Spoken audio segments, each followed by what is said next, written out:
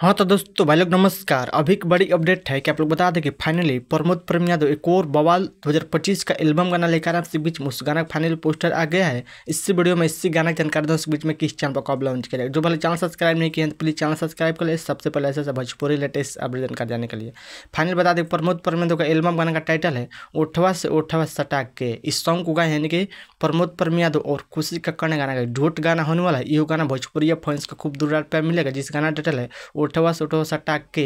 इस गाना के लिखे हैं ब्रजेश यादव और इस गाना म्यूजिक दिए हैं छोटे बंटी ने म्यूजिक संगीत से हैं। बहुत बेहतरीन कमाल का गाना होने वाला। इस गाना का फुल लॉन्च किया जाएगा आपसे बीच में ओठवा से ओठवा सटा के यानी कि कल सुबह 14 जनवरी का सुबह 6:45 पर फुल वीडियो लॉन्च किया जाएगा। प्रमोद प्रेमी entertainment YouTube channel full video launch किया जाएगा ओठवा से ओठवा सटा के।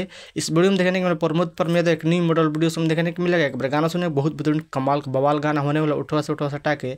आप लोग बताइए कि प्रमोद प्रेमी यादव का वीडियो अपडेट न्यूज़ कैसा लगा। अपडेट न्यूज़ पसंद हो प्लीज़ वीडियो को लाइक कीजिए, चैनल सब्सक्राइब कीजिए, दोस्तों शेयर कीजिए।